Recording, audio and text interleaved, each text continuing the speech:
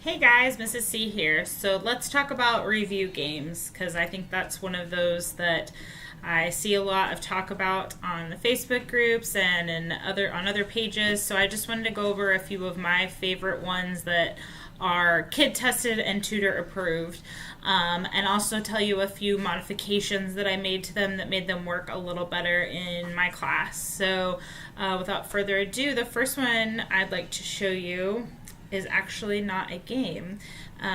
It is a tool to use with each game.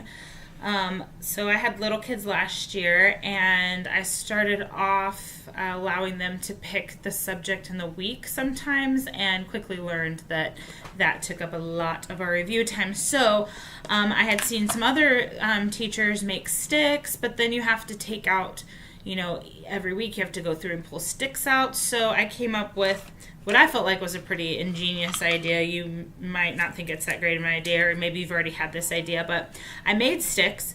So I have sticks in there, and they have history, and then there's 4 numbers you see on there, 6, 12, 18, 24. So there are 6 history sticks in here, and each stick has different numbers on them depending on the quarter that we are in, and reviewing. And what I would do is, when I was when I was up at the board, I would write up the weeks that we're reviewing. So for example, if we're on week 8, we're going to be reviewing weeks 2 through 8. And so I would have 2 through 8. So whatever number on the stick that's between 2 through 8, so as we see this says history week 3, then that's the week that we would be doing. So I don't have to go through and pull out sticks every week, because this has 1 week for every section of weeks that you need to do, if that makes sense. And so once science week 6 has been used, I take that out, and then I still have science for all the rest of my weeks in here. So I hope that makes sense. Basically, it's a stick for every subject. You have 6 sticks with a week, 4 different weeks on there for each quarter. I hope you got that. Anyway, this really helped. It made it so much easier. They just picked a stick, and that's what the question was asked from. There wasn't any, hemming and hawing about what week they wanted or what subject they wanted. What they got is what they got. And these are colored sticks, but they are not color coded. So Latin is on blue on this one, and timeline's on blue on this one. So there was also no trying to pick the color stick they wanted. So that worked really well. The next thing I will show you is a favorite of the kids, and I'm sure a lot of you have seen this, is the Nerf Gun game. So I bought this, I think, off of Amazon for $5. It was really cheap, and it's a really good Nerf gun. If you don't have a whiteboard in your room, this doesn't stick to walls really well, but it does stick long enough for you to tell where it's shot. So I'll shoot it over here on my wall. Where can you see that? Let's see, can you see it there? Shoot it there. Oh, helps if I put a dart into the gun, just saying. That's a key component of this review game, is actually putting a dart in. So there you go. See if I can shoot it up there. So you can kind of tell where it went. It's not going to stick up there. Now, however, it does stick to the whiteboard fairly well, although I'm at close range, so we'll see. Should stick to the whiteboard really well. So if you have a whiteboard, which we are blessed to have whiteboards in our class, I like to draw each subject up there on the board, and then they can shoot for a subject, and I just go week by week. Or you can also ask them a question. If they get it right, then they get a turn to shoot at a target and get points, and you can give a prize to the team with the most points or the person with the most points, however you want to do that. The next game I'll show you is beach ball game. So I don't know if any of you have ever played this before.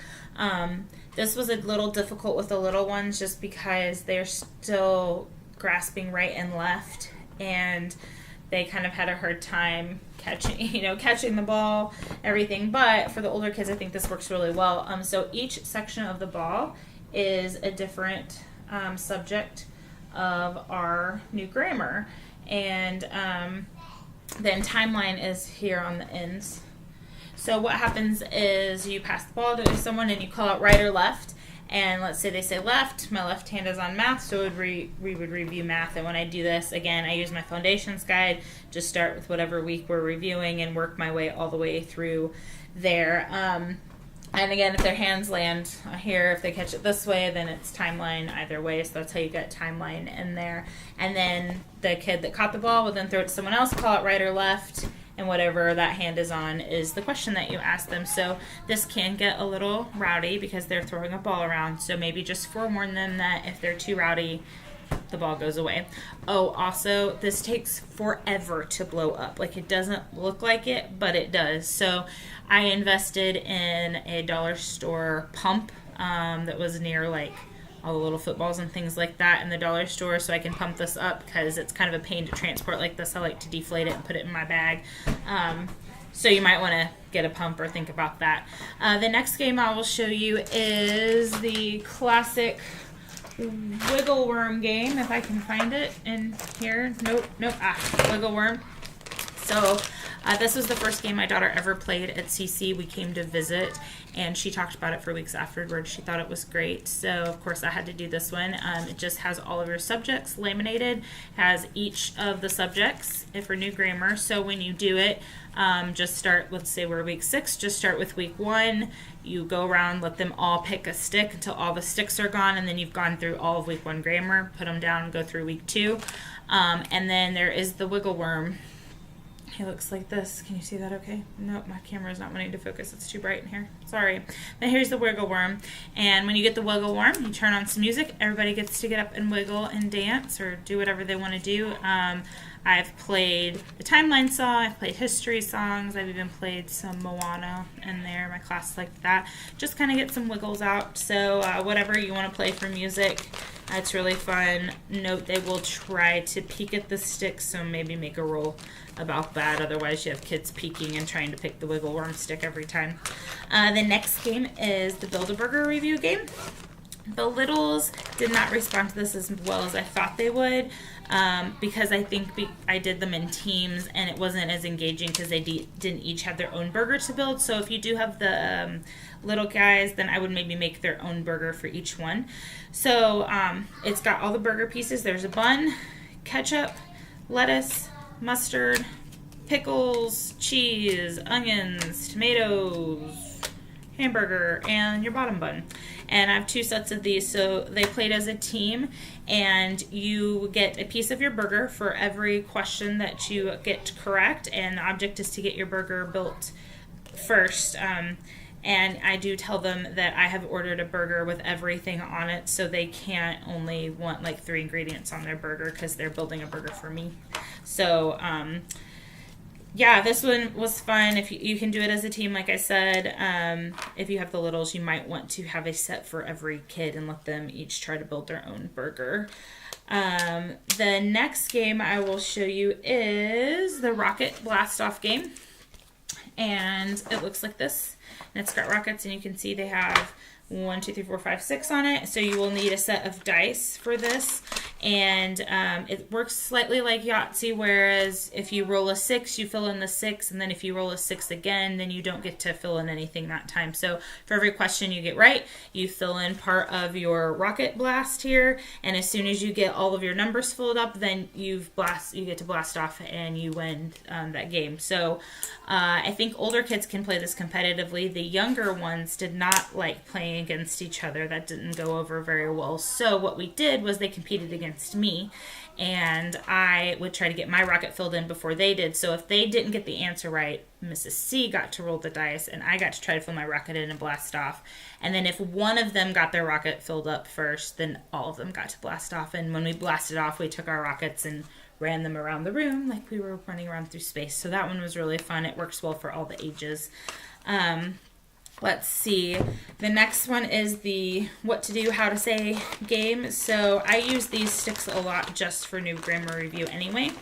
And they have things like say it with a whisper, stand and say it like a soldier, hold your nose while you say it. So all different actions or voices to say.